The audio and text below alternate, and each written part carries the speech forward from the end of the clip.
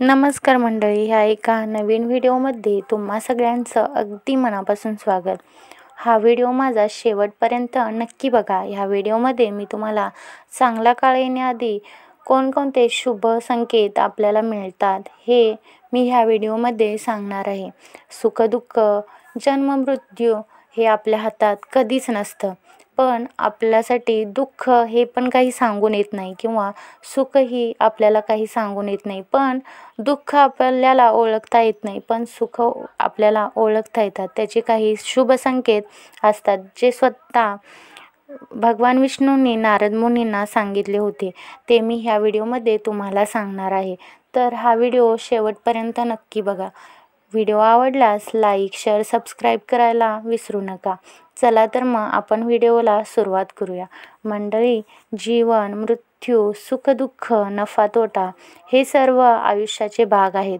ते तुम्ही असो आम्ही कोणाच्याही आयुष्यात हे भाग असतातच. आयुष्यात कधी सुखाचा सूर्यप्रकाश असतो तर कधी दुःखाचा डोंगर. प्रत्येक व्यक्तीच्या आयुष्यात चढ-उतार हे येतच असतात. हे सर्व काळाच्या चक्रामुळे घडते. काळापेक्षा बलवान असे काहीही नाही.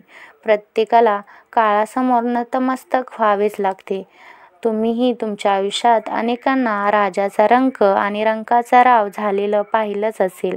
कालचक्र सतत फिरत असतं. त्याला कधीही कोणीही थांबवू शकत नाही. परंतु आपले कालचक्र कसे चालले आहे हे आपल्याला कसे कळेल? येणाऱ्या काळात आपल्यासाठी आनंदाचे दरवाजे उघडतील की संकटाचे, असे अनेक प्रश्न आपल्याला सतत पडत असतात. आणि म्हणूनच आज या व्हिडिओमध्ये आपण अशाच आपल्याला की चांगला काळ येण्याआधी कोणकोणते संकेत मिळतात हे आपण पाहणार आहोत. येणारा काळ हा आपल्यासाठी शुभ असणार आहे का, ते मग आपण ह्या व्हिडिओमध्ये पाहणार आहोत. चला तर मग आपण संकेत बघूया कोणकोणते आहेत ते संकेत जाणून घेऊया. हे जे संकेत आहेत ते स्वतः श्री भगवान विष्णूंनी नारद मुनींना सांगितले होते. त्यामध्ये सर्वात पहिले लक्षण आहे, जर मुहूर्तावर म्हणजे पहाटे 4:24 ते 5:12 या वेळेत तुमचे डोळे उघडत असतील, म्हणजे तुम्हाला जाग येत असेल आणि तुम्हाला देवाचे स्मरण होत असेल किंवा कोणीतरी तुम्हाला एका दिशेने घेऊन जात आहे असे तुम्हाला वाटत असेल, तर हे तुमच्यासाठी एक नक्कीच चांगलं लक्षण आहे, ज्यामुळे तुमच्यासाठी तुमच्या आयुष्यात यशाचे नवे द्वार उघडणार आहे. हे समजून घ्या.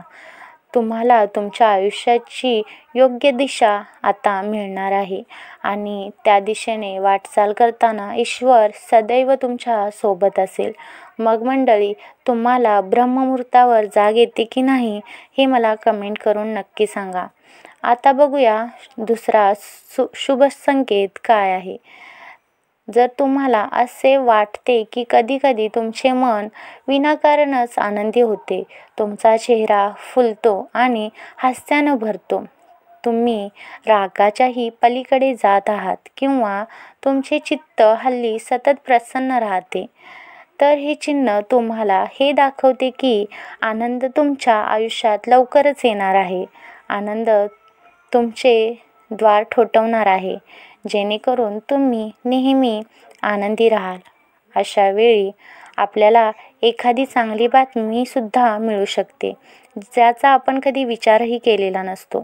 त्यानंतरचा संकेत आहे, मंडळी, तुमच्या घराच्या दारात एखादी गाय वारंवार काही खायला येत असेल, तुमच्या घरात एखाद्या मांजरीने पिलांना जन्म दिला असेल किंवा एखादे माकड तुमच्या घरातील अन्नपदार्थ घेऊन जात असेल, तर अशी चिन्ह दिसत असतील, तर अशी काही शुभचिन्ह सूचित करतात की तुमच्या आयुष्यातील येणारा काळ हा अधिक चांगला व बलवान असेल. त्यानंतरचा संकेत आहे की तुम्हाला माहीत असेलच, देव लहान मुलांमध्ये वास करतो. हे आपल्या सर्वांनाच माहीत आहे. जर एखादं लहान मूल तुमच्याकडे बघून सारखं हसत असेल किंवा तुमच्या घरी येत असेल किंवा तुमच्या अंगणात आनंदाने खेळत असेल, तर ते तुमच्यासाठी नक्कीच शुभ लक्षण मानले जाते. अशी चिन्हे सूचित करतात तुम्ही तुमच्या आयुष्यात काही नवीन नाती जोडणार आहात. तुमचे जीवन हसत व नवीन आनंदाने भरलेले जाणार आहे. भगवंताच्या कृपेनेच असे संकेत मिळत असतात.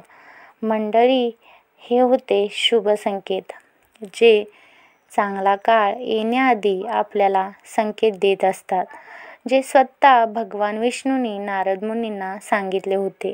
आणि या संकेतांमुळे आपल्याला कळते की येणारा आपला काळ चांगला आनंददायी असेल की नाही, व येणारा काळ हा नक्कीच चांगला असेल. हे संकेत दिसल्यामुळे आपल्याला समजते. तर मंडळी, याबद्दलचं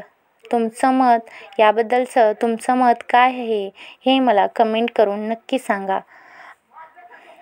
आणि असेच नवनवीन व्हिडिओ पाहण्यासाठी माझ्या युनिक दुनिया या माझ्या चॅनलला सबस्क्राईब नक्की करा.